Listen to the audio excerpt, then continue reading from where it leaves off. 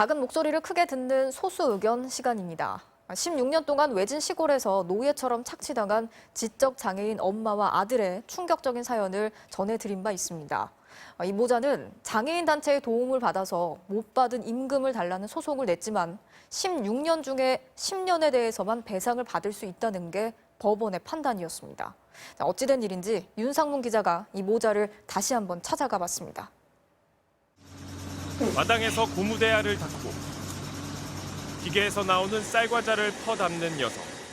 허리 아프고 그냥 아니 팔 아프고 그냥 다니지만 죽도록 했어요. 지적 장애가 있는 황모 씨와 20대 아들은 충남의 한 과자 공장에서 16년 동안 죽어라 일만 했습니다. 매를 맞기까지 했습니다. 하지만 월급이라는 건 있는 줄도 몰랐고 장애인 연금 등 2천만 원은 공장주가 가로챘습니다. 더 못 받았죠. 그냥 주기적으로 토요일 날 그냥 머리 그냥 이발만 하시라고 그것만 드리라고. 인권단체의 도움으로 탈출한 지 6년째. 모자를 다시 찾아가 봤습니다. 기초생활수급비로 근근히 살아가고 있지만 못 받은 16년치 임금은 여전히 해결되지 않았습니다. 7억여 원을 달라고 소송을 냈지만 법원은 1심에 이어 2심까지 10년치 2억 8천여만 원만 주면 된다고 판결했습니다.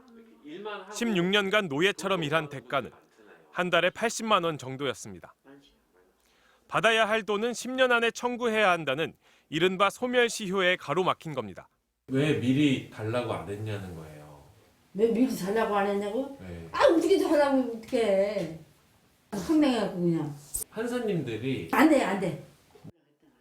장애인 노동착취 사건에 대한 기계적인 소멸시효 적용.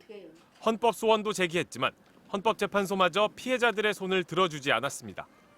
고용주의 강요나 협박, 법적 권리조차 몰랐던 취약계층의 처지는 고려 대상이 아니었습니다. 지적장애인들이나 특히 이런 분들의 경우에는 을병만도 못한 지위에 있을 수도 있거든요. 권리를 행사하지 않고 있었다. 이렇게 비난할 수 없는 겁니다. 결국 국회가 나서야 할 문제가 됐습니다. 하지만 2014년 신안군 염전노예 사건처럼 떠들썩했을 때만 시류 영합성 발의가 됐다 슬그머니 폐기되는 일만 반복되고 있습니다. 지금 21대 국회에선 아무런 움직임조차 없습니다.